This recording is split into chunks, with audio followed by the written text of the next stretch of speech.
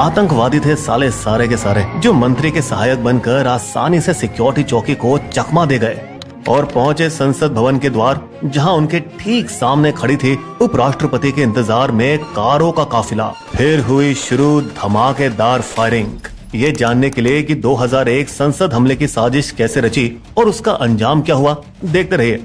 लेकिन उससे पहले लाइक, सब्सक्राइब और शेयर करना मत भूलिएगा। जब दिसंबर 1999 में पाकिस्तानी आतंकवादी मौलाना मसूद अजहर की जेल से रिहाई हुई, इंडियन एयरलाइन की फ्लाइट IC 814 में अपहरण किए गए 155 यात्रियों के बदले में, तब मसूद ने बदले की आग में हिंदुस्तान के धड़कते दिल, उसकी संसद पर हमला करने का फैसला लिया।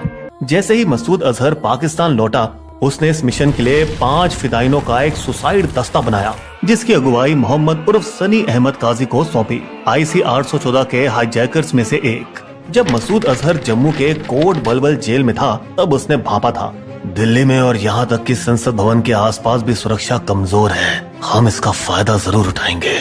उसको खबर थी कि संसद की ओर जाने वाले मुख्य रास्ते पर ना तो कोई खास नाकाबंदी थी और ना ही कोई ज्यादा CCTV कैमरे, बल्कि वो फिदाइनों को मेन संसद के मुख्य द्वार तक ले आता, जो थोड़े छल कपट से आसानी से पहुंचा जा सकता। प्लान ये था कि जैसे ही फिदाइन मुख्य द्वार गेट नंबर 1 पर पहुंचेंगे, वो चलती गाड़ी से कूदेंगे और निकलते वक्त कुछ ग्रेनेड कार के अंदर फेंकेंगे। कार की गति उसे आगे के द्वार गेट 12 की ओर ले जाती, जहां ग्रेनेड विस्फोट होता और अफरा तफरी जो मचती, उसका फायदा उठाकर वो मुख्य द्वार 1 के अंदर भागकर सेंट्रल हॉल में घुसते, जहां संसद की सेशन जारी होती है और सभी सांसदों को घेर कर बंधक बना लेते। फिर वो मसूद अजहर को कॉल करते, मसूद भाई, जैसा आपने कहा मैंने किया। अब पूरा हिंदुस्तान मेरे इशारों पर नाचेगा।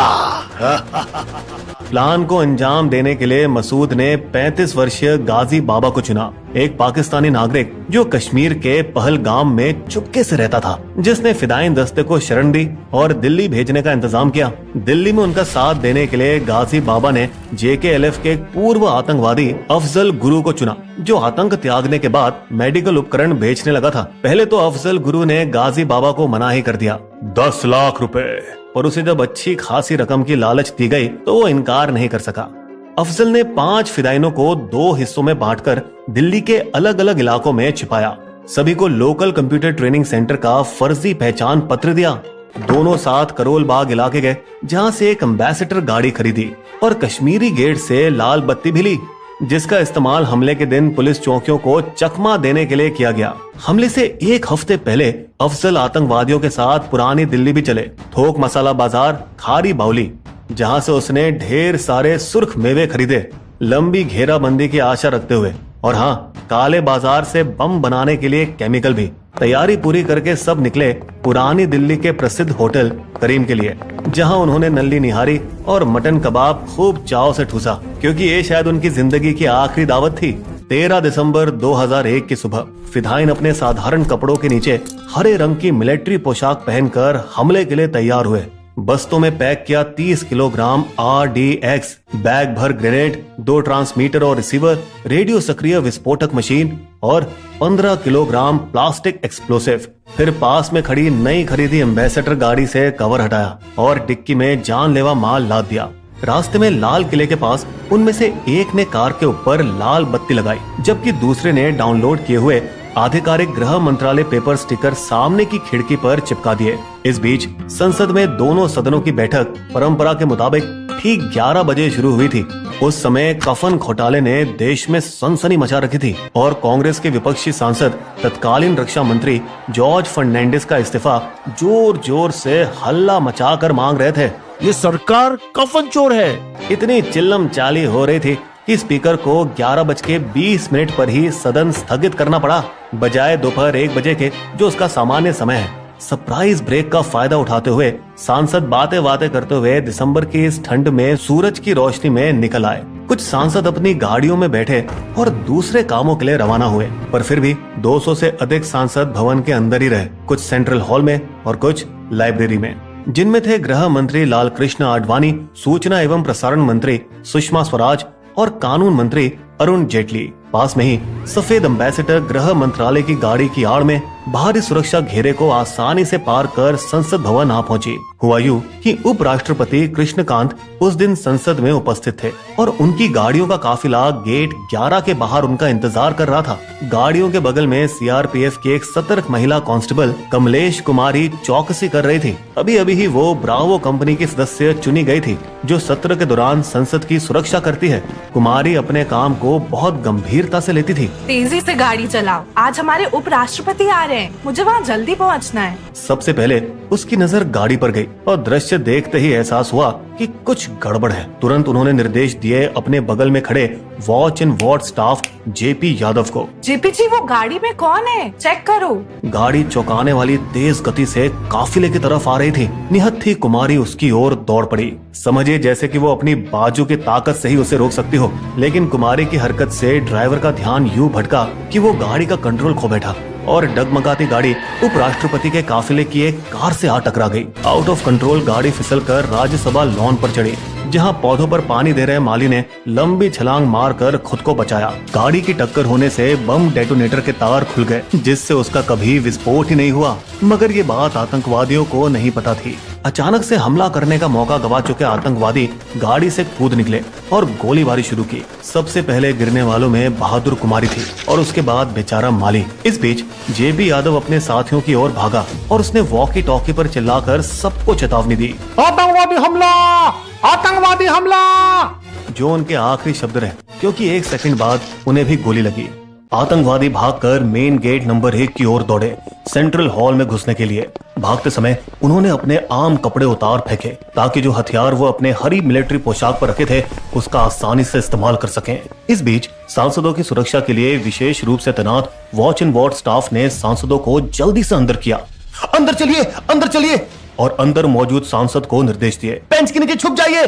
कुछ सांसद जो छुप छुप कर एक्शन देखने की कोशिश कर रहे थे, उन्हें वॉच एंड वार्ड स्टाफ गोदी में उठाकर अंदर ले गए और अब आनन फानन में बिजली की गति से संसद भवन के सभी साइड दरवाजों को बंद करना शुरू किया। लेकिन मेन दरवाजा खुला रखा गया ताकि कुछ बचे सांसद अभी भी सुरक्षा कर्मियों के घेरे में अंदर आ रहे थे। इसी खुले दरवाजे को निशाना बनाया फिदाइन स्क्वाड लीडर मोहम्मद और तेजी से भागा उसकी ओर गोली चलाते हुए, जिसमें 2 और वार्ड कर्मचारी शहीद हुए। सीढ़ियों तक पहुंच चुका था, बस कुछ और कदम बाकी थे और वो संसद के अंदर जा पाएगा। और ऐसा होने ही वाला था कि दरवाजा उसके चेहरे पर जोर से बंद हुआ। खंबे के पीछे छिपे हेड कांस्टेबल वाईबी थापा ने घुसपैठियों पर गोली चलाई और कांस्टेबल सुखविंदर सिंह ने भी जालीदार दीवार के पीछे से कई दिशाओं से गोलियां उसके शरीर को चीरती हुई गई, जिससे उसके बदन पर बंधे बम एक के बाद एक फूटने लगे और वो जहन्नुम पहुंच गया। सुखविंदर को इससे दिलासा मिला और उसने अन्य आतंकवादियों पर गोली चलाने के लिए अपनी दिशा बदलने की कोशिश की, लेकिन वो हिल नहीं पाए। नीचे नजर फिराई तो देखा कि पेट में लगी गोली से जोरों से खून बह रहा था, लेकिन इतने जुनून में थे वो कि उन्हें गोली लगने का एहसास तक नहीं हुआ।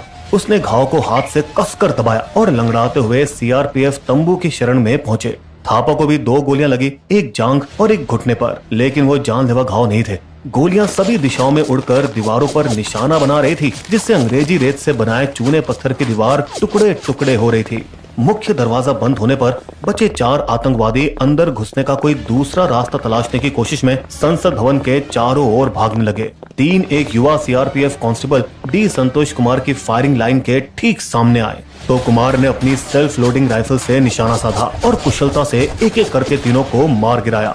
आखिरी बचा आतंकवादी किसी तरह सुरक्षा बलों की गोलियों से बचते हुए इधर उधर भागते भागते गेट नंबर 5 तक पहुंच गया और पागलों की तरह हंसने लगा, जानते हुए कि अब वो कुछ ही सेकंडों में खत्म होने वाला है, और अपनी आखिरी सांस तक सभी दिशाओं में ग्रेनेड फेंकने लगा, जितना हो सके उतना नुकसान पहुंचाने के लिए। हमारा मिशन पूरा हुआ, पाकिस्तान जिंदाबाद। बेशक गेट 5 के पास लॉन में छिपे सीआरपीएफ कांस्टेबल शामवीर सिंह की गोलियों की बौछार ने उसे तुरंत नरक भेजा होगा। 7 सुरक्षा कर्मी और एक राहगीर शहीद हुए, जबकि 17 अन्य लोग, जिसमें ज्यादातर सुरक्षा कर्मी थे, घायल हुए। ये 30 मिनट का हमला जो आखिर में 12:15 बजे समाप्त हुआ, लेकिन करीब 3 घंटे बाद ही सांसदों को बाहर निकालने की इजाजत मिली। ये भारत के लोकतंत्र, इसकी पवित्र संसद और इसके चुने हुए सांसदों पर सीधा हमला था। ठीक 22 साल बाद और उसी तारीख 13 दिसंबर पर एक बार फिर सुरक्षा में सेंध लगी। इस बार नए नवेले संसद भवन में, जब दो निहत्थे भारतीय युवा भगत सिंह से प्रेरित, जिन्होंने बम फेंका था ब्रिटिश सेंट्रल असेंबली में, अंग्रेजों का ध्यान भारत की आजादी की ओर आकर्षित करने के लिए दोनों ने छलांग लगाई। विजिटर गैलरी से सीधे लोकसभा के सांसदों के बीच सेशन के 0 ओवर के दौरान और बेरोजगारी के खिलाफ नारे लगाने लगे। तानाशाही नहीं चलेगी, भारत माता की जय, जय भीम, जय भारत। और प्लास्टिक उपकरणों से पीली गैस छिड़कने लगे। ठीक उसी समय उनके दो अन्य साथियों ने संसद के बाहर यही हरकत की। गजब से इन चारों युवाओं को इस तारीख का महत्व पता ही नहीं था और दिनों का मिलना महज एक संयोग था, क्योंकि प्रदर्शन का प्लान पिछले दिन के लिए बनाया गया था। सांसद उन पर टूट पड़े और उनकी जोरदार पिटाई हुई, जिसको गुमराह युवाओं ने बिना प्रतिरोध सहा। इस हरकत ने सुरक्षा कर्मियों के मुंह पर जैसे अंडे फेंके कि इन नौसिखियों ने उनके सिस्टम में छेद दिखा दिए। संसद की 4 स्तरीय सुरक्षा में एक खामी थी, और ये वो कि आने वालों के जूते उतार कर चेक नहीं किए जाते। इसका पता उन्हें तब चला जब पिछली जुलाई विजिटर पास पर पुराने संसद भवन की टोहली, एक कमी जो नए वाले भवन में भी सुधारी नहीं गई। तो उनमें से एक ने अपने शहर लखनऊ में खास ऐसे जूते बनवाए जिसमें प्लास्टिक से बने गैस कैनिस्टर छुपा सके, ताकि मेटल डिटेक्टर इसे खोज ना सके। चुनाव से पहले जब इस सुरक्षा उल्लंघन का शोर मचाने लगे तो दोनों सदनों के 146 विपक्षी सांसदों को निष्कासित कर दिया गया। खतरनाक यूएपीए कानून के तहत मामला दर्ज होने के बाद शायद कभी नौकरी ही नहीं मिल पाए। 2001 हमले के बाद संसद की ओर जाने वाली मुख्य सड़कों पर रेडियो फ्रीक्वेंसी टैग रीडर, ढेर सारे सीसीटीवी कैमरे, वेपर सेंसर और बैरिगेड्स लगाए गए। कांस्टेबल कमलेश कुमारी को मरने के बाद अशोक चक्र से सम्मानित किया गया। ये सम्मान पाने वाली वे भारतीय पुलिस की पहली महिला बनी। कांस्टेबल सुखविंदर सिंह, वाईवी थापा, संतोष कुमार और श्यामवीर सिंह को शौर्य चक्र से सम्मानित किया गया और सेवाओं में प्रमोशन मिला। 2003 में सीमा सुरक्षा बल ने श्रीनगर में गाजी बाबा को मार डाला। अफजल गुरु को 9 फरवरी 2013 को फांसी दी गई। पर मोस्ट वांटेड सरगना मौलाना मसूद अजहर अभी भी पाकिस्तान में खुलेआम घूम रहा है। बिस्बो की शायरी। भारत के इतिहास का था वो 13 दिसंबर, दिन एक काला, दुष्ट पड़ोसी ने संसद पर आतंकी हमला कर डाला। शान बचाने को संसद की हुए शहीद थे 7 जवान, देश सुरक्षा के हित में जो खड़े हुए थे सीना तान। हमारे वीडियो कंटेंट के सारे स्रोत आपको डिस्क्रिप्शन में भी मिलेंगे।